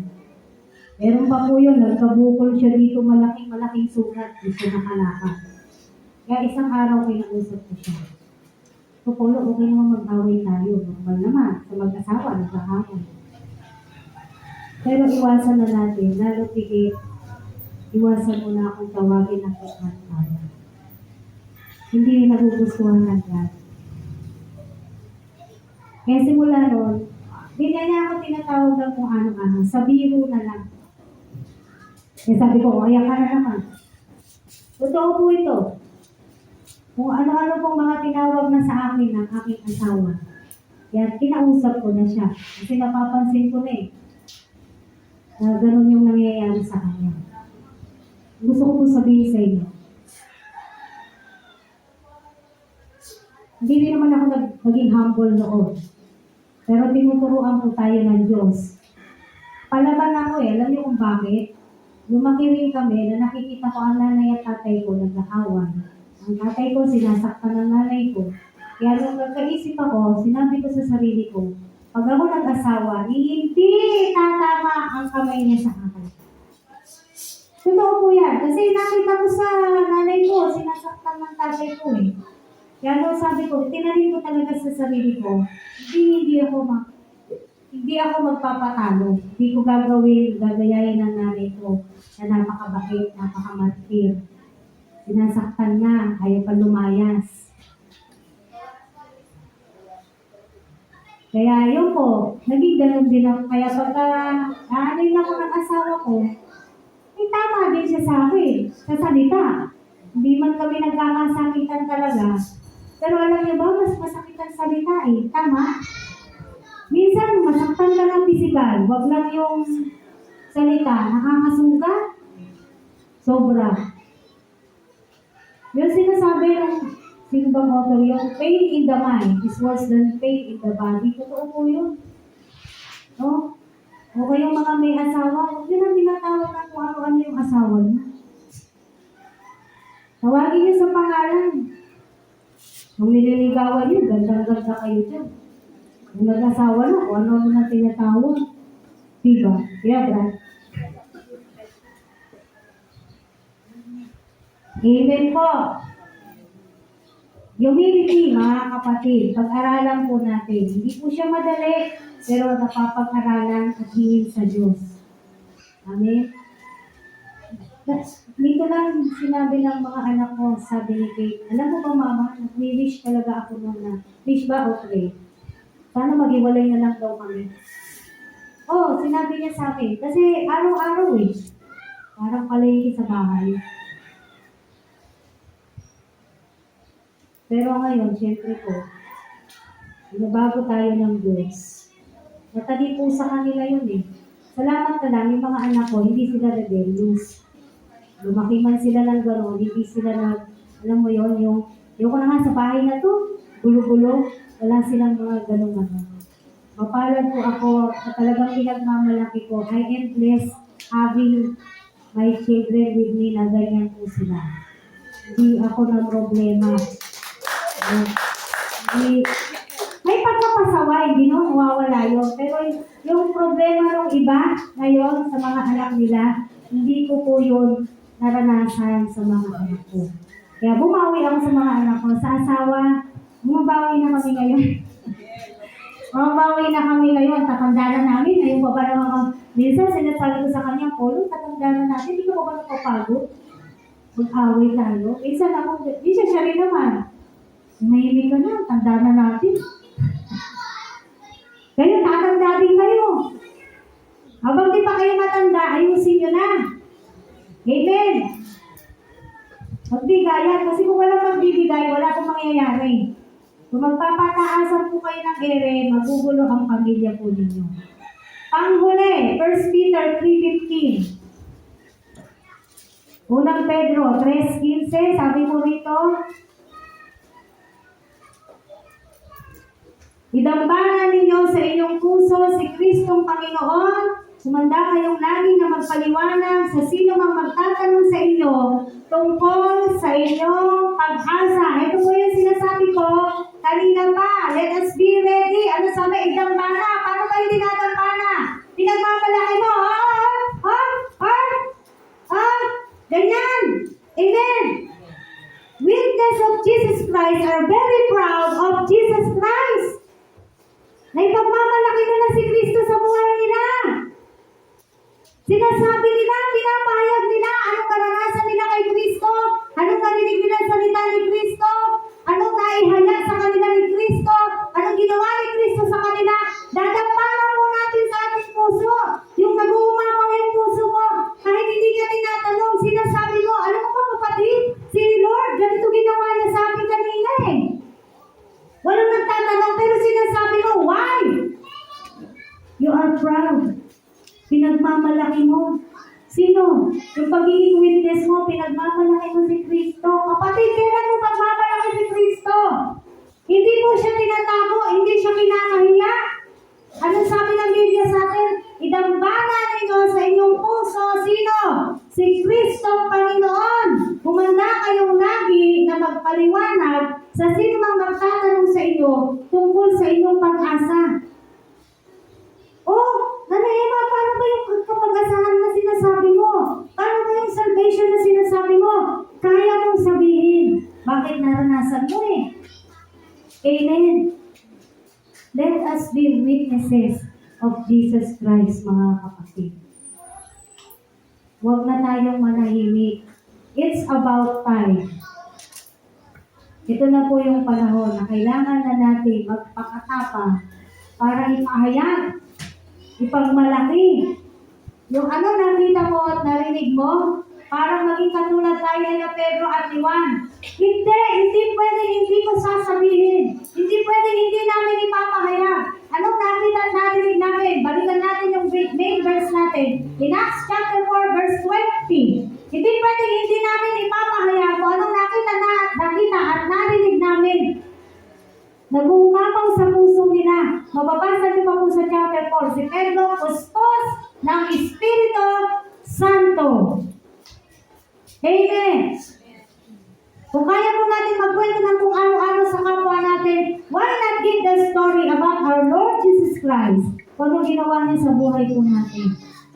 It's about time that we should be witnesses of Jesus Christ. Kung hindi mo yan gagawin ngayon, kapatid, kailan mo yan gagawin?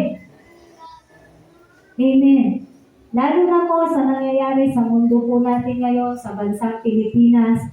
The Philippines is shaking, sabi nga nila, paano na yung namamatay? Kung hindi sila nakarinig, hindi nila tinanggap ang salita ng Diyos. Kailangan may heart tayo sa kanila eh. Paano na yung mga kapwa namin? Nawawala ng pag-asa. Kasi wala silang Diyos. Walang magpahayag. Wala silang marinig. Sabi sa Romans, paano sila mananampalataya kung wala nagpapahayag? Paano sila makaririnig kung wala naman talaga silang maririnig? Sinong gagamitin ng Diyos? Tayo po. Tayo. Sabi ba pumunta kayo sa Mindanao, sa Davao? Hindi. Saan ang naaabot mo? Saan ang Samaria mo? Saan ang Judea mo? Saan ang Jerusalem mo? Abutin mo sila, kapatid. Abutin natin sila, mga kapatid. At huwag tayong magsasawa na gumawa ng mabuti. Ang buhay natin na to, kailangan na iintindihan po natin. Paulit-ulit na sinasabi ko sa inyo, itong buhay natin na to, hindi na tayo nabubuhay para sa ating sarili. Ano sabi ni Pablo? Iniisip ko palagi ang kapakanan ng mga tao. Ganun uri ng pagmamahal ang nais ng Diyos na maibigay po natin sa ating mga kapwa. Lalo't higit sa ating pong Diyos. Let us be a witnesses of our Lord Jesus Christ. I-reject ka nila? Okay lang. Bastusin ka? Okay lang. Hindi ka nila tanggapin? Hindi ka nila pakinggan? Okay lang. Magpatuloy lang po tayo sa pagiging witness ng ating Panginoong Jesus. It's now or never, mga kapatid. Kailan tayo magpapagamit sa Diyos?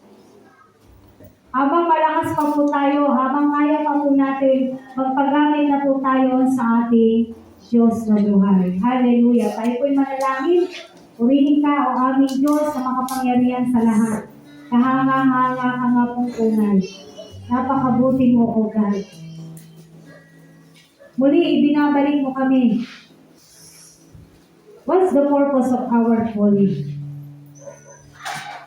And you reminded us again. Today, Lord, because you have said in your word, and you will be my witnesses in Jerusalem, in Judea, in Samaria, and to the ends of the earth. Hallelujah. Lord, I am your witness. Nawa itong buhay namin na to, katulad po ng mga napag-aralan namin na napakadaming salita o Diyos. Magkaroon ng impact ang mga buhay namin sa aming mga community. Dito mismo sa paligid ng aming iglesia, sa iyong iglesia, Lord God, magkaroon ng impact ang buhay ng bawat isa. Na maging magandang katotoo ang SCM o Diyos sa aming kapaligiran, sa aming mga pamilya, sa aming mga kapitbahay, sa aming mga katrabaho, sa mga kakilala at hindi na na-encounter namin mga tao o God. Maging magandang halimbawa po ang mga buhay po namin. And Lord, nawa wala na pong mahiya sa amin. Wala na rin matakot. Wala na rin mag-alinlangan na maging witness mo, Panginoon. Sapagkat ang sasabihin namin ay kung anong naranasan namin sa iyo. Kung anong ginawa mo sa buhay namin. Kung paano ka naghimala sa mga buhay sa pamilya po namin. Yun ang ipagmamalaki namin. Yun ang sasabihin namin, O Diyos. And that's how we are witness, Panginoon. Maging saksi kami. Ipagmalaki ka namin. Igambana ka namin sa aming mga puso. It's about time, Lord, that we must stand here in our faith, Lord God. Lord Jesus. Make us strong enough, Lord God. Make us bold to become a witnesses for everyone, for everybody, anybody. Hallelujah, hallelujah. The world needs us. The Philippines needs us, Lord God.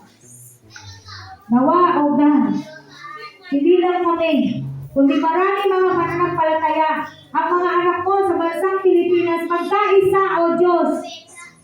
Magkaisa, maglaan ng oras na manalangin at ipahagi ang iyong salita sa lahat ng mga tao, sa lahat ng mga Pilipino. Hallelujah. Kung saan yung maaabot namin, Lord, use us Use us mightily and boldly, Lord God. Use us because you have said in your word, when the Holy Spirit comes, we will receive the power, Lord. And the Holy Spirit is within us. And the power is within us right now in Jesus' name. We have this power, Lord God, coming from you, God. We have this Holy Spirit, Lord God, that makes us and lead us, Lord God, and have this compassion with others, Lord. Have this compassion to do the things that we really need to do, Lord God, as you have called us. And that is to love you and to serve you, Lord God. Wala nawang magsawa. Wala nawang mapagod.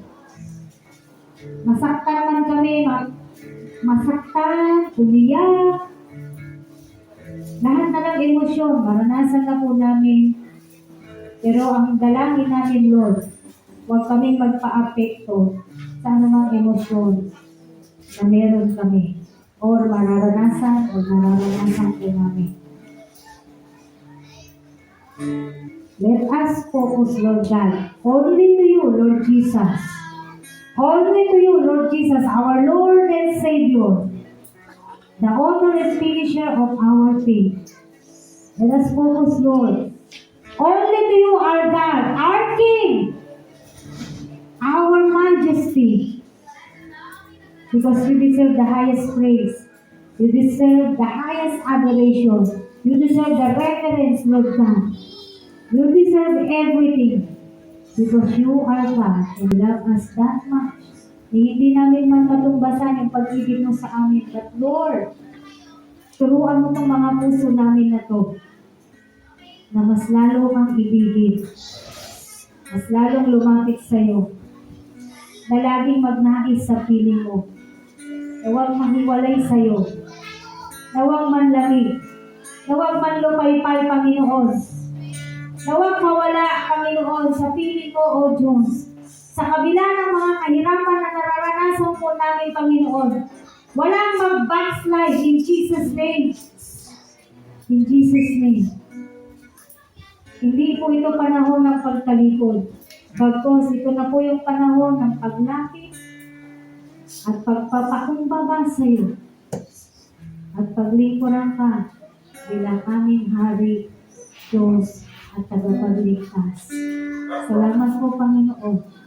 Sa iyo po ang papuri. Sa pangalan mo, Panginoon Jesus, kaming lahat ay nagsasabi na Amen.